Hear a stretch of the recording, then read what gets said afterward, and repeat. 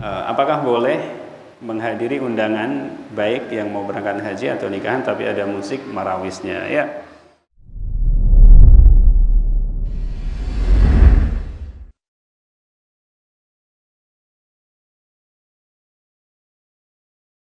Alhamdulillah nahmaduhu wa nasta'inuhu wa nastaghfiruh wa natubu ilaih wa na'udzu billahi min shururi anfusina min sayyiati a'malina man yahdihillahu fala mudilla lahu wa man yudlil fala hadiya lahu asyhadu an la ilaha illallah wahdahu la syarika lahu wa asyhadu anna muhammadan abduhu wa rasuluh salawatullahi wa salamuhu wa barakatuhu ala nabiyyina muhammadin wa ala alihi wa ashabihi wa man tabi'ahum bi ihsanin ila yaumiddin.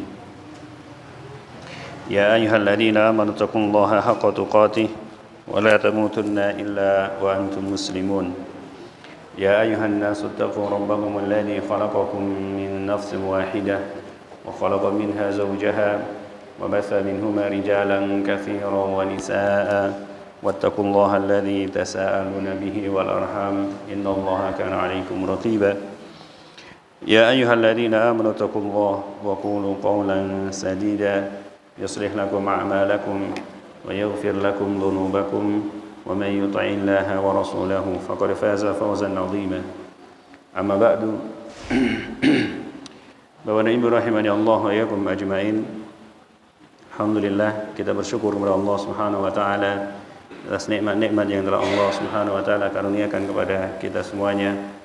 Dan di antara nikmat yang agung yang Allah Subhanahu wa taala karuniakan kepada kita adalah pada malam hari ini Allah Subhanahu wa taala kumpulkan kita di satu masjid di antara masjid-masjid Allah Subhanahu wa taala untuk belajar, untuk mempelajari sebagian dari agama Allah Subhanahu wa taala. Dan ini adalah satu kenikmatan yang Allah tambahkan setelah sebelumnya Allah karuniakan kepada kita nikmat iman dan nikmat Islam. Dan kita berharap kepada Allah Subhanahu wa taala hadirnya kita di pertemuan malam ini menjadi satu tanda dari kebaikan yang Allah Subhanahu wa taala inginkan untuk kita semuanya. Sebagaimana sabda Nabi sallallahu alaihi wasallam, "Man yuridillahu bihi khairan yufaqihu fid din." Siapa saja yang Allah Subhanahu wa taala inginkan kebaikan padanya, maka Allah Subhanahu wa taala akan jadikan dia faham terhadap agama. Dan tidak ada jalan menuju ke pemahaman agama kecuali dengan belajar. Salawat dan salam semoga senantiasa tercurahkan kepada Nabi kita Nabi Muhammad sallallahu alaihi wasallam dan juga kepada keluarganya, para sahabat-sahabatnya, serta yang mengikuti mereka dengan baik hingga datangnya hari kiamat. Bapak dan Ibu rahimani Allah wa iyyakum ajmain. Insyaallah taala pada malam hari ini kita akan membahas bab yang ke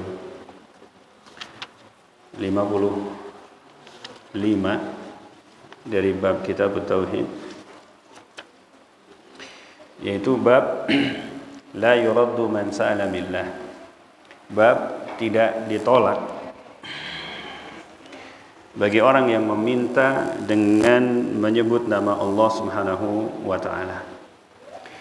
Ya, Bapak dan Ibu rahimani Allah wa iyyakum ajmain.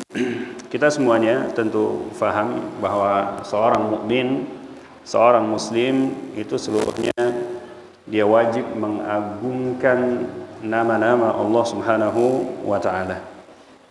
Ya, wajib bagi kita, dan ini termasuk dari kesempurnaan tauhid seseorang, yaitu mengagungkan nama Allah Subhanahu wa taala ketika nama Allah Subhanahu wa taala itu disebutkan. Maka termasuk dalam mengagungkan nama Allah Subhanahu wa taala itu adalah seseorang itu tidak menolak permintaan orang lain yang meminta kepadanya sesuatu dengan menyebut nama Allah Subhanahu wa taala ketika memintanya. Ya. Dan juga termasuk dari mengagungkan nama Allah Subhanahu wa taala itu adalah tidak meminta dengan menyebut wajah Allah Subhanahu wa taala kecuali surga. Karena saking agungnya permintaan ini. Ini bab yang selanjutnya, itu bab yang ke-56 Dan insya Allah nanti dijadikan satu pembahasan kalau selesai, kalau cukup waktunya maksudnya. Ya, Bapak dan Ibu rahimani Allah wa iyyakum ajmain, dalam satu hadis, yang hadis ini diterima dari Ibnu Umar radhiyallahu taala anhuma, Rasulullah sallallahu alaihi wasallam menyatakan, "Man ista'adha billahi fa'idhuhu wa man sa'ala billahi fa'atuhu wa man da'akum fa'ajibu wa man sana'a ilaikum ma'rufan fakafi'uhu fa in lam tajidu ma tukafi'uhu fad'u lahu hatta taraw annakum qad kafa'tumuhu." Rawahu Abu Dawud wa Nasa'i bi sanadin sahih. Dari Ibnu Umar radhiyallahu taala anhuma, beliau berkata, Rasulullah sallallahu alaihi wasallam bersabda, barang siapa yang meminta perlindungan dengan menyebut nama Allah Subhanahu wa taala, fa'idhuhu, maka lindungilah dia. Ya, misalnya seseorang datang kemudian meminta perlindungan, aku meminta perlindungan kepadamu dengan nama Allah Subhanahu wa taala. Maka kata Nabi sallallahu alaihi wasallam, fa'idhuhu, maka lindungi dia. Wa man sala billahi fa'atuhu, dan barang siapa yang meminta dengan menyebut nama Allah, fa'atuhu, maka berikan apa yang dia minta. Misalnya adalah seseorang mengatakan, aku meminta 2 kilo beras dengan menyebut nama Allah misalnya, maka berikan apa yang dia minta. Karena orang yang meminta ini, baik meminta perlindungan ataupun meminta sesuatu, dia telah menjadikan nama Allah Subhanahu wa taala.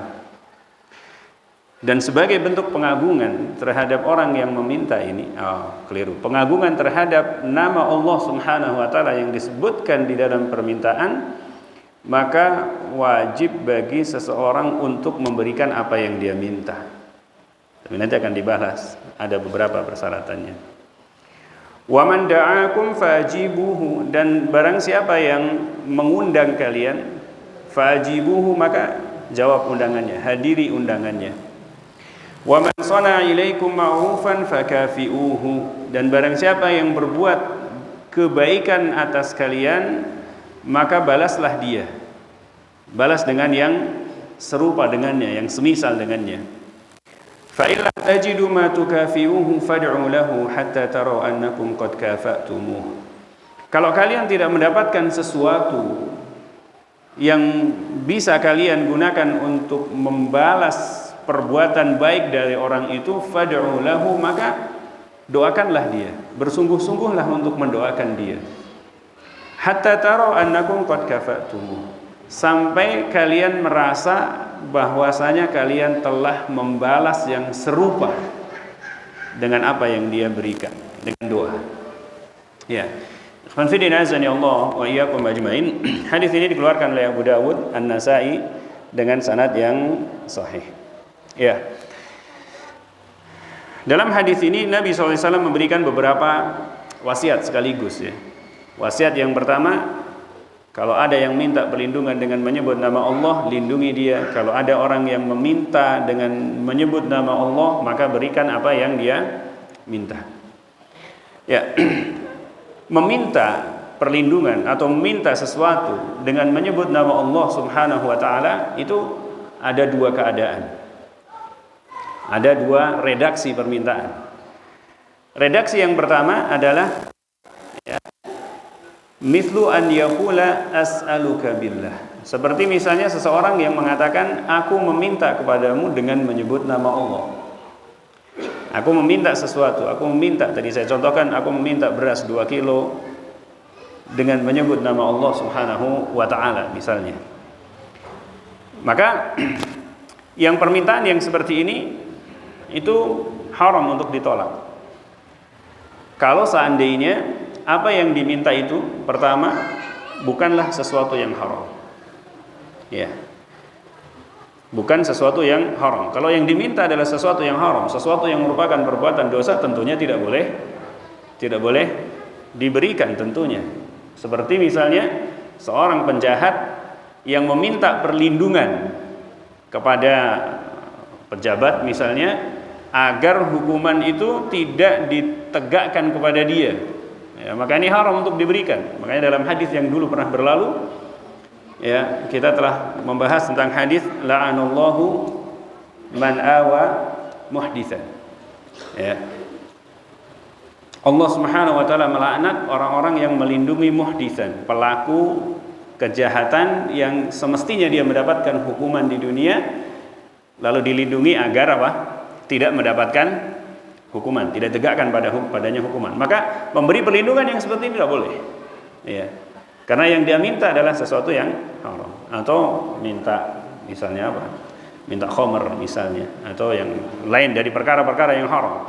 Maka ini tidak boleh diberikan.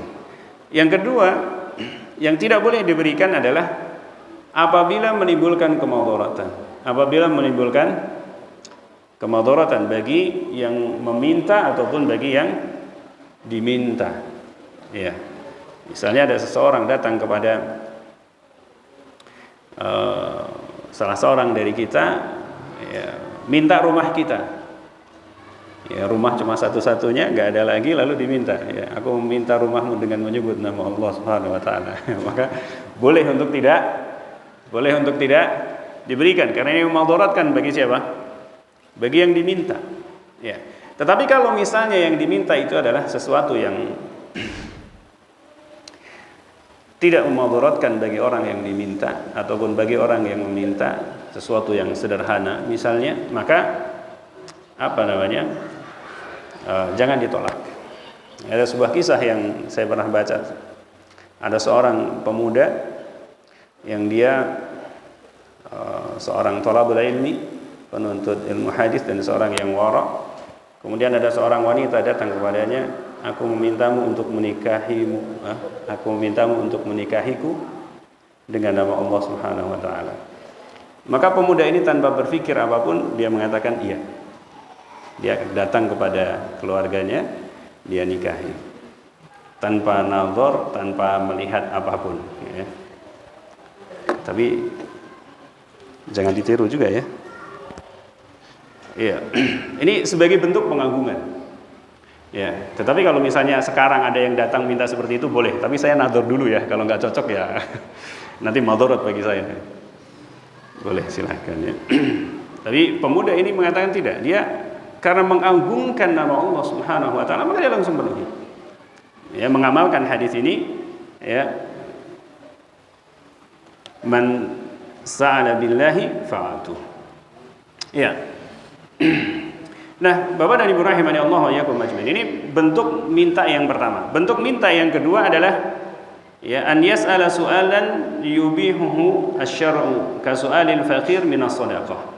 Ya, seseorang yang meminta dengan satu permintaan yang dibolehkan secara syar'i. Misalnya seperti seorang yang fakir meminta sedekah. Orang yang fakir miskin itu minta sedekah. Ya, maka berikan. Jangan ditolak. Kalau memang kita lihat dia adalah seorang yang benar-benar fakir dan seorang yang membutuhkan. Apalagi kalau yang diminta adalah orang yang diberi amanah untuk membagikan sedekah atau membagikan zakat, kemudian ada seorang yang fakir datang kepadanya dan diketahui dia adalah seorang yang fakir, lalu dia meminta bagian dari sedekah, bagian dari zakat, maka berikan, jangan ditolak, ya. Karena Allah Subhanahu wa taala sebutkan dalam Al-Qur'an, ya, wa fi amwalihim haqqum ma'lum lis-sa'ilina wal mahrum. Ya. Dan di dalam harta-harta mereka itu, harta-harta orang yang beriman, itu terdapat hak yang telah diketahui secara maklum, diketahui secara bersama, hak bagi orang-orang yang meminta. Isail, orang yang meminta, wal mahrum, dan orang yang terharamkan, tidak memiliki harta, orang fakir. Ya, dia menahan diri untuk tidak minta. Nah, ini bentuk meminta dengan menyebut nama Allah Subhanahu wa taala. Maka dua hal ini tidak boleh ditolak. Baik dia mengucapkan dengan menyebut nama Allah Subhanahu wa taala atau dia meminta yang memang dia berhak untuk mendapatkannya dari harta zakat atau harta sedekah dan yang semisalnya. Nah, Bapak dan Ibu rahimani Allah wa iyyakum ajmain. Ini terkait dari sisi yang diminta ya. Kalau diminta dengan menyebut nama Allah, kasih. Diminta dari bagian sedekah, kasih. Adapun dari sisi yang meminta ya, Bapak dan Ibu rahimani Allah wa iyyakum ajmain, di sini ada beberapa keadaan. Keadaan yang pertama, orang yang meminta itu adalah yang pertama dia meminta harta yang dia tidak butuhkan. Ya, dia meminta harta karena ingin mengumpulkan harta, ingin menumpuk harta. Maka hukum meminta seperti ini adalah haram. Ya, hukumnya adalah haram. Kecuali dalam keadaan darurat ya. Kalau dalam keadaan darurat dia orang ibnu sabil dalam perjalanan, bekalnya habis, dia nggak bisa pulang ke kampungnya, maka boleh bagi dia meminta. Atau seorang yang dia terjerat hutang, kemudian bangkrut, dia tidak bisa melakukan aktivitas apapun sebelum hutangnya lunas, maka dia boleh meminta untuk melunasi hartanya. Ya. Nah, meminta seperti ini haram dan ancamannya berat. Ya. Nabi SAW menyebutkan dalam satu hadis yang diriwayatkan oleh Imam Al-Bukhari, ya, mazalan nasu yas'alun, ya, senantiasa seseorang itu meminta harta kepada manusia, ya, hatta ya'tiya yaumal qiyamah, hingga nanti karena dia terus-terusan meminta itu, dia akan nanti datang pada hari kiamat dan tidak ada di wajahnya itu sekerat daging. Artinya wajahnya habis, Allah jadikan wajahnya itu tidak memiliki sekerat daging nanti di hari kiamat. Ya, dan para ulama menjelaskan bahwa apabila sebuah perbuatan itu mendapatkan sebuah ancaman secara khusus berupa azab secara khusus di akhirat, maka itu adalah termasuk dosa besar. Maka seseorang yang terus-menerus meminta harta kepada manusia untuk memperkaya diri dalam keadaan dia tidak darurat untuk meminta itu, maka hukumnya adalah haram. Maka yang seperti ini nggak dikasih nggak apa-apa. Ya, seperti ini nggak dikasih nggak apa-apa. Apa ini? Mau jatuh. Kirain apa? Ya, ini yang pertama. Yang kedua adalah meminta bukan berupa harta, tapi mungkin meminta berupa tenaga, meminta waktunya, meminta apa lagi? Yang sejenis dengan itu ya, pikirannya, minta syafaatnya, ya, minta pertolongannya dan seterusnya. Yang semisal dengan itu, maka ini pada asalnya hukumnya adalah makruh. Ya, kecuali dalam keadaan darurat. Makanya Nabi SAW itu pernah membaiat para sahabat untuk alla yas'ala ahadan illallah, agar tidak meminta sesuatu apapun kepada manusia. Ya, dibaiat. Ya, tidak meminta apapun kepada manusia, hanya minta sama Allah Subhanahu wa taala saja. Nabi SAW berwasiat juga kepada Ibnu Abbas radhiyallahu taala anhuma, "Idza sa'alta fas'alillah, wa idza sta'anta fasta'in billah." Kalau kamu mau meminta sesuatu, mintalah sama Allah Subhanahu wa taala. Kalau kamu mau meminta pertolongan, mintalah pertolongan kepada Allah Subhanahu wa taala. Kecuali dalam keadaan darurat ya. Kalau dalam keadaan darurat mah sesuatu yang sebelumnya tidak boleh menjadi boleh kalau dalam keadaan darurat. Ya. Maka para sahabat dahulu melaksanakan baiat ini ya, sampai-sampai sebagian dari mereka itu naik unta, dan ketika untanya itu sudah berdiri, kemudian cambuk salah satu di antara mereka ini jatuh, maka mereka tidak minta kepada orang yang ada di bawah untuk mengambilkan cambuknya, tidak. Tetapi mereka akan menurunkan untanya, kemudian mereka turun dari unta, ngambil cambuknya, kemudian naik lagi. Padahal naik unta itu bukan pekerjaan yang mudah. Ada yang pernah naik unta di sini? Pernah nyoba naik unta? Unta itu kalau naik berdiri belakang dulu, ya. Kemudian baru kaki depan. Kalau misalnya turun itu kaki depan dulu dan turunnya sekaligus, karena tinggi, turunnya sekaligus baru kaki belakang. Jadi kalau nggak hati-hati, pegangannya nggak kenceng, nggak kuat, nggak siap, itu terjelum terjerembab, ya, jatuh wajah duluan. Ya, kalau orang Sunda bilang apa? Tikusruk ya. Soalnya orang Sunda kalau jatuh itu banyak banget istilahnya. Ada 10 lebih kali ya. Tikus jatuh wajah duluan. Ya. Ini yang kedua ya. Meminta berupa selain harta, baik berupa pertolongan, syafaat, tenaga dan seterusnya. Kecuali dalam keadaan darurat, maka ini menjadi masalah. Kemudian yang ketiga adalah meminta ilmu atau meminta musyawarah, meminta pendapat tentang satu persoalan yang dia tidak tahu. Maka ini boleh. Bahkan pada beberapa keadaannya ini dituntut, wajib. Kalau dia tidak bertanya justru dia berdosa. Dia tidak tahu tentang perkara agama, dia tidak bertanya, dia malah berdosa. Dan orang yang ditanya harus ngasih tahu. Karena tidak boleh menyembunyikan ilmu. Allah Subhanahu wa taala menyebutkan dalam Al-Qur'an, "Fas'alu ahla dzikri in kuntum la ta'lamun."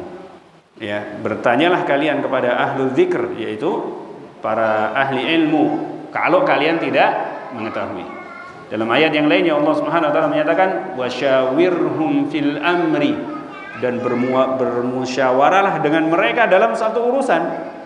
Ya, kalau memang permasalahannya pelik, itu boleh ya, meminta pendapat, meminta ilmu dan seterusnya. Bahkan pada beberapa keadaannya dia dituntut wajib. Ya. Ini keadaan orang yang meminta. Nah, Bapak dan Ibu rahimani Allah wa iyyakum ajmain. Kenapa sih hukum asal meminta itu tercela? Kenapa Rasulullah SAW sampai membaiat para sahabatnya untuk tidak meminta apapun kepada manusia? Apa alasannya? Ya, alasannya banyak. Setidaknya ada 3 alasan. Ya. Alasan yang pertama karena ini ada merendahkan diri kepada selain Allah Subhanahu wa taala. Ya. Orang yang meminta itu pasti merasa lebih rendah daripada yang diminta, itu pasti. Ya, bapak-bapak bisa coba minta kepada tetangga, walaupun minta sesendok garam. Nah, ini yang sering ibu-ibu biasanya. Minta sejumut garam ke tetangga sebelah dan mau beli jauh gitu.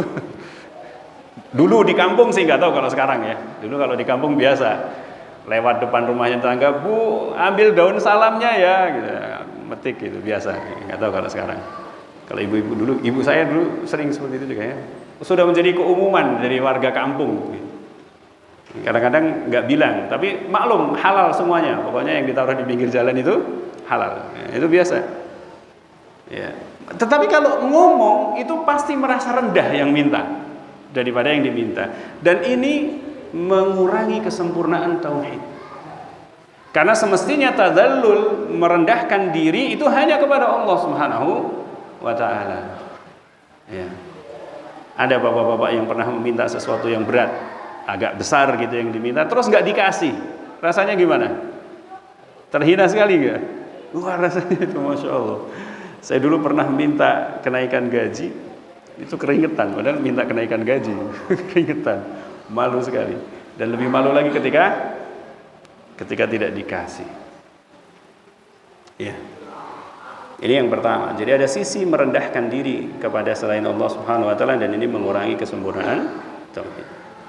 Yang kedua, adanya rasa ketergantungan kepada selain Allah Subhanahu Wa Taala.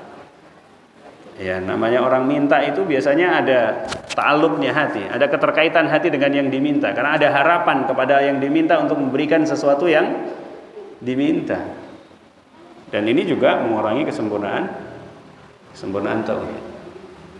Sisi yang ketiga adalah merepotkan orang yang diminta. Ya, merepotkan orang yang diminta, apalagi yang dimintanya terus-terusan. Walaupun dia adalah seorang yang katakanlah karim, seorang jawad, seorang yang dermawan, kalau diminta terus-terusan pasti akan ada titik di mana dia merasa tidak nyaman ketika diminta. Ini mesti. Dan ini ada sisi kedzaliman kepada orang. Ya. Bapak dan Ibu rahimanallah yakum ajmain. Jadi ada sisi-sisi memang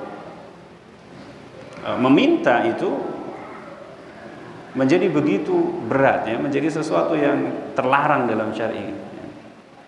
Ya. Bapak dan Ibu rahimani Allah wa iyyakum ajmain. Ya, ini apa namanya? Kenapa meminta itu kepada sesama manusia itu hukumnya adalah makruh dan terkadang menjadi sesuatu yang haram malahan. Ya, Bapak dan Ibu rahimani Allah wa iyyakum ajmain. Ya. Dan tadi sudah dibahas bahwasanya meminta itu ada semata-mata meminta saja ya. Maka yang ini kalau yang diminta adalah sesuatu yang tidak memudaratkan silahkan dikasih. Yang kedua, kalau meminta dengan menyebut nama Allah maka kasihlah ya. Dengan syarat tadi dua, tidak memudaratkan dan tidak sesuatu yang haram. Kemudian yang selanjutnya Bapak dan Ibu rahimanallahu yakum ajmain, dalam hadis ini wa man da'akum fa'ajibu, dan siapa saja yang mengundang kalian maka jawablah, hadirilah undangannya. Ya. Bapak dan Ibu rahimanallahu yakum ajmain, menghadiri undangan itu ada dua hukumnya. Yang pertama adalah mustahab, yang kedua adalah wajib. Kapan undangan itu mustahab untuk dihadiri? Ini adalah undangan-undangan yang bersifat umum. Misalnya undangan makan, undangan syukuran, khitanan misalnya. Undangan apa lagi? Dan yang misalnya undangan makan, tadi sudah undangan makan ya.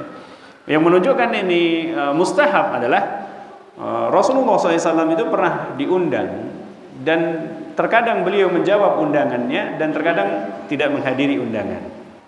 Rasulullah SAW pernah diundang oleh seorang sahabat untuk makan di rumahnya dan di sisinya ada Aisyah radhiyallahu taala anha. Lalu sahabat ini mengundang Rasulullah untuk hadir.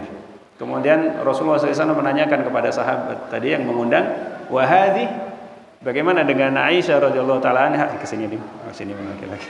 Wahadi, dan bagaimana dengan Aisyah? Apakah boleh dibawa ke undangan? Maka yang mengundang ini diam saja. Rasulullah SAW tidak menghadiri undangan makan tadi, tidak dihadiri. Ini menunjukkan bahwa boleh tidak menghadiri undangan makan. Kemudian sahabat tadi datang yang kedua kalinya. Lalu Rasulullah kembali bertanya, wahadi, bagaimana dengan Aisyah? Maka sahabat tadi diam. Rasulullah nggak hadir. Pada undangan yang ketiga kalinya, wahadi, tetap nanya, bagaimana dengan Aisyah? Boleh nggak hadir dalam undangan? Barulah sahabat tadi mengizinkan. Iya, demikian juga dengan Aisyah. Barulah Rasulullah SAW berangkat menghadiri undangan makan.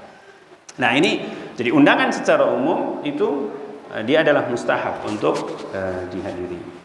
Misalnya yang lain yang mustahab adalah undangan walimah, tapi yang kedua. Undangan walimah yang kedua itu mustahab untuk dihadiri. Ya. Kalau ada yang berani mah, insya Allah hadir. Tapi bawa istri hadirnya, kalau sendiri bahaya. Yang kedua, undangan yang wajib. Nah, apa undangan yang wajib? Undangan yang wajib dihadiri itu adalah undangan walimah yang pertama. Azan dulu ya? Kok belum? Yang wajib dihadiri itu adalah undangan walimah yang pertama. Ini wajib hadir. Ya, ada yang belum walimahan di sini. Oh, ini belum juga. Jadi nanti bapak-bapak dan ibu-ibu kalau diundang sama beliau hadir ya, karena ini masih walimah yang pertama ya. Ya. Ya, kalau saya yang mengundang boleh tidak hadir tidak apa-apa. Ya. Jadi, tetapi di sini ada syarat. Ya. Ada syarat. Apa syaratnya? Ada beberapa syarat. Ya. Kalau misalnya syarat ini tidak terpenuhi, maka boleh tidak hadir dalam undangan tersebut. Ya, yang pertama adalah alla yakuna da'i mimman la yajibu hajruhu aw yasunnu, ya.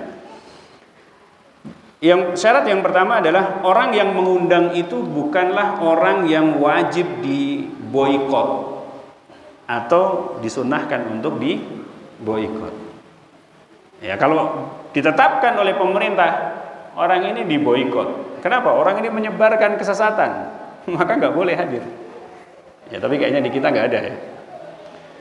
Ya, tetapi ada beberapa yang memang, misalnya ada orang Yahudi sekarang lagi diboikot ya. Dia tinggal di Indonesia, nikah sama orang Indonesia misalnya, dalam keadaan tetap Yahudi, nikahnya sama Yahudi lagi, bukan sama Muslimah. Kalau sama Muslimah nggak boleh ya.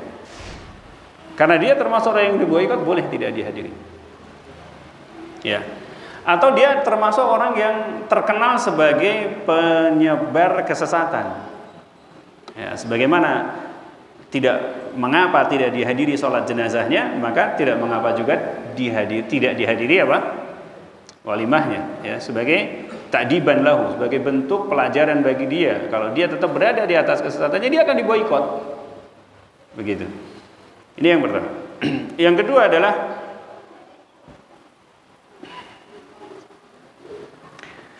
alla yakuna hunaka munkaran fi makanid dakwah.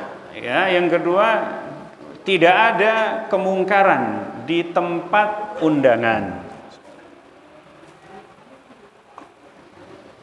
Ya, tidak ada kemungkaran di sana.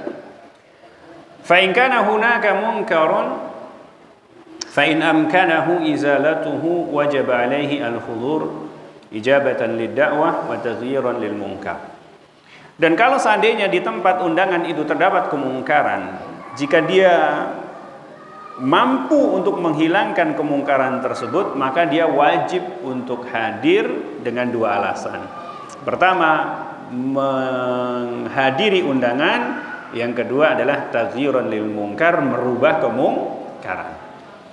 Tapi kalau misalnya tidak mampu, yang undangnya orang besar, orang kaya, orang berkuasa, ngadakan dangdut koplo misalnya ya, ngundang artis yang terbuka hijabnya, nggak pakai hijab, terbuka auratnya, maka boleh tidak hadir. Ya, boleh tidak hadir ketika undangan itu. Kalau sekiranya dikhawatirkan terdapat atau muncul kemungkaran dengan sebab tidak hadirnya kita, maka kita bisa hadir sehari sebelumnya atau sehari setelahnya. Tidak pada saat kemungkaran itu ada. Karena ketika kemungkaran itu ada dan kita ada di situ, sulit bagi kita, berat ya. Apalagi orang yang barangkali latar belakangnya mungkin pernah pecinta dangdut koplo misalnya, kemudian tobat, dengar suara kendangnya itu kakinya refleks gerak sendiri itu nanti. Musibah ya. Dan ini memang realita. Saya sendiri subhanallah, memang syubhatnya musik ini luar biasa ya. Ya, kita dulu ketika sampai masa SMA itu kan ya kayak gitulah ya. Hiburannya cuma radio. Itu kalau lagi jalan di mall, kemudian dengar suara musiknya teng tong, itu langsung hafal ingat lagunya itu. Karena memang setan pinter banget untuk menggugah memori kita yang seperti itu. Maka ketika ada kemungkaran yang kita tahu kita tidak akan mampu untuk merubahnya, maka ya jangan hadir. Kalau dikhawatirkan terjadi kemungkaran dengan tidak hadirnya kita, silakan hadir sehari sebelumnya atau sehari setelahnya. Allah Ta'ala alam, adzan terlebih dahulu.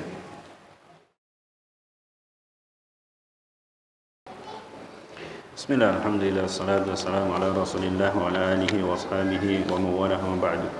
Ya, Bapak dan Ibu rahimani Allah wa iyyakum ajmain. Itu syarat yang kedua. Syarat yang ketiga adalah an yakuna da'i musliman. Wa illa lam tujib al-ijabatu. Ya.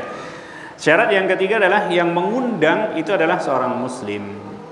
Kalau yang mengundangnya bukan orang Islam, maka tidak wajib untuk menghadiri undangannya. Ya. Yang keempat, alla yakuna kasbuhu haraman. Ya. Yang keempat adalah yang mengundang itu penghasilannya bukan dari sesuatu yang diketahui haram. Ya. Misalnya ada seseorang yang dia penghasilannya itu cuma satu, ya, dia tidak memiliki banyak sumber penghasilan. Sumber penghasilannya cuma satu saja. Misalnya dari jualan khamr. Ya, dia pengusaha bar misalnya. Diketahui dan dia tidak memiliki penghasilan yang lain, ma'ruf, penghasilannya cuma itu saja, maka ini tidak hadir tidak apa-apa. Bahkan sebagian ulama mengatakan tidak boleh hadir. Ya. Sebagian malah mengatakan tidak boleh hadir. Kecuali kalau misalnya dia memiliki beberapa penghasilan. Dia jualan warung misalnya ya. Dia punya warung, di situ jualan bir tapi juga jualan beras, jualan apa segala macam dan seterusnya. Maka yang seperti ini masih tetap boleh hadir. Ya. Tetapi kalau murni dari sesuatu yang haram saja dan tidak diketahui memiliki penghasilan yang lain selain penghasilan yang haram tadi, maka tidak apa-apa Anda hadir. Yang kelima, alla tatadhammana al-ijabatu isqatan liwajibin aw ma huwa aujabu minha. Ya.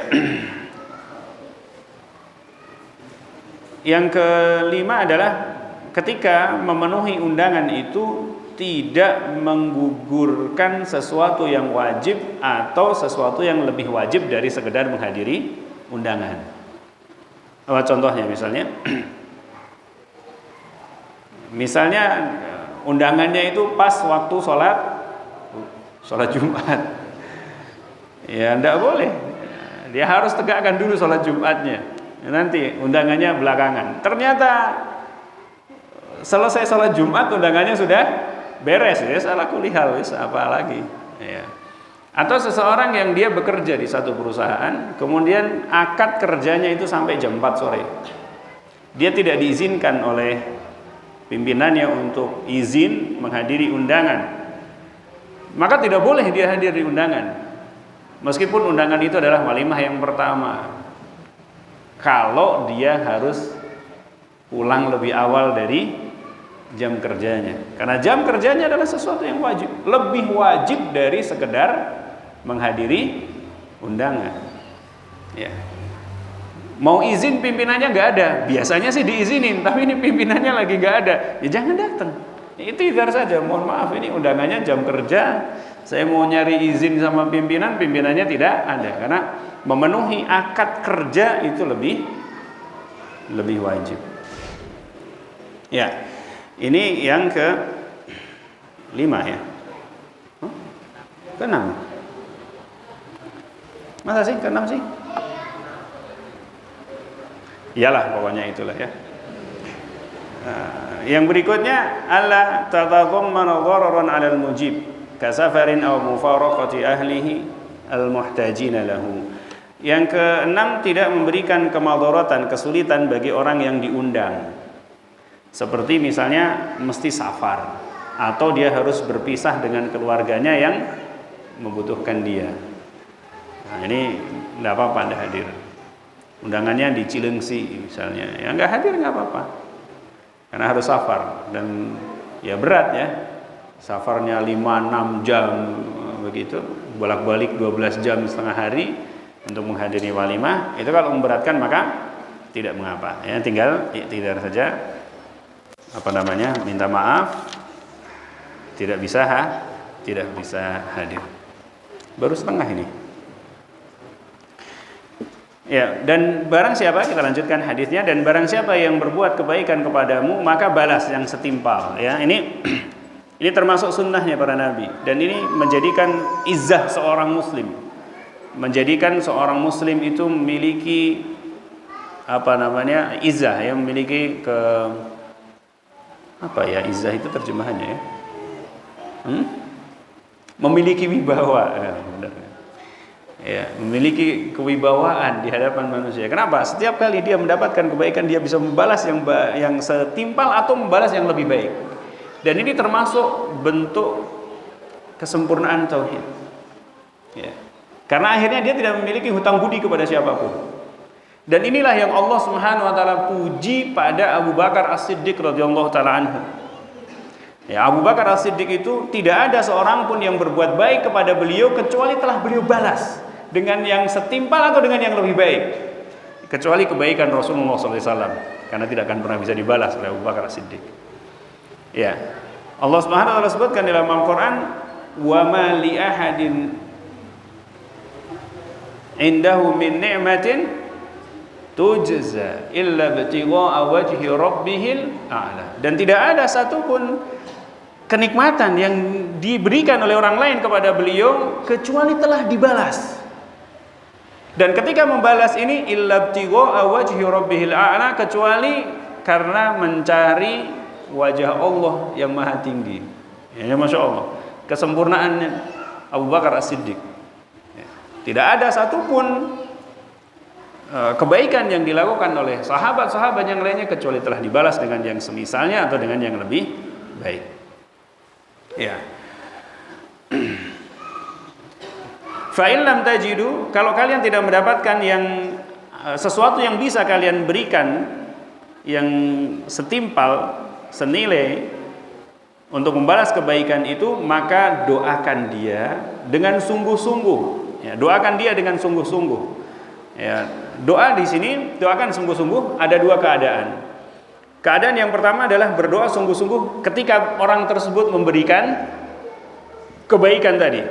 Dan yang paling utama adalah mohon maaf ini dari tadi kembung perutnya. Ya, jadi apa namanya? Dengan mengucapkan jazakumullahu khairan atau jazakallahu khairan, atau kalau akhwat ibu-ibu jazakillahu khairan. Ini ketika diberikan apa?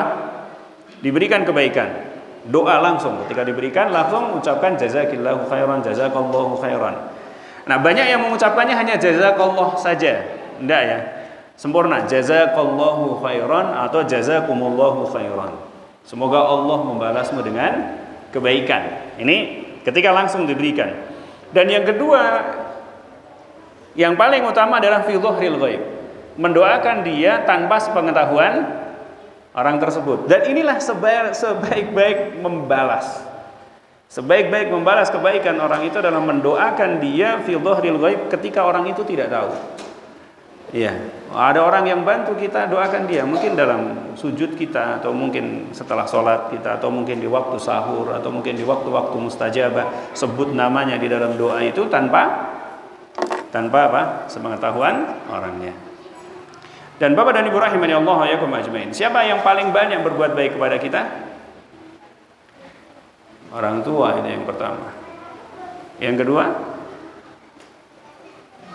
suami atau istri kita. Ya enggak? Bapak-bapak bisa ngitung kebaikan istri-istrinya? Enggak bisa. Dan hampir-hampir mungkin kita enggak pernah mengucapkan kepada istri kita jazakillah khairan, barakallahu fiik. Jarang sekali itu. Tapi kalau orang lain yang memberikan sesuatu kepada kita, padahal ngasihnya bisa jadi setahun sekali, itu masya Allah jazakumullah khairan barakallahu fiik dan seterusnya. Tapi kalau istri kita sendiri, kayaknya enggak ya. Ini teguran ya buat bapak-bapak. Sering-sering ya. Bikinkan teh mie, bikinkan teh. Ini sona'a ma'rufan. Ini berbuat kebaikan. Ya enggak? Berbuat kebaikan. Maka ucapkan jazakillah khairan. Atau mungkin kalau yang masih muda jazakillah khairan yang gitu. Kalau yang tua-tua malah ibunya senyum-senyum nanti. Ya, tapi boleh juga ya. Tidak menutup kemungkinan. Ya, demikian juga suami ketika memberikan sesuatu kepada istri sedikit sekali, dan ini lebih sedikit lagi. Ya, lebih sedikit lagi istri yang berterima kasih kepada suaminya ketika diberikan ma'rufan, sesuatu yang baik. Baik itu berupa nafkah atau nasihat ataupun yang lainnya. Makanya Nabi SAW menyebutkan kebanyakan penghuni neraka itu adalah para wanita. Kenapa? Kenapa mereka menjadi penghuni neraka yang paling banyak? Aisyah radhiyallahu ta'ala pernah bertanya kepada Rasulullah, ayakfurna billah, apakah mereka kafir kepada Allah? Kata Nabi SAW, tapi yakfurnal ihsan wa yakfurnal ashir. Tapi mereka itu ingkar terhadap perbuatan baik, pergaulan baik suaminya. Ya, lalu dijelaskan oleh Nabi SAW contohnya, kalau kamu berbuat baik kepada dia sepanjang waktu, lalu engkau melakukan sesuatu yang mengecewakan dia, maka dia akan mengatakan, kamu tidak pernah berbuat baik sedikit pun kepada aku.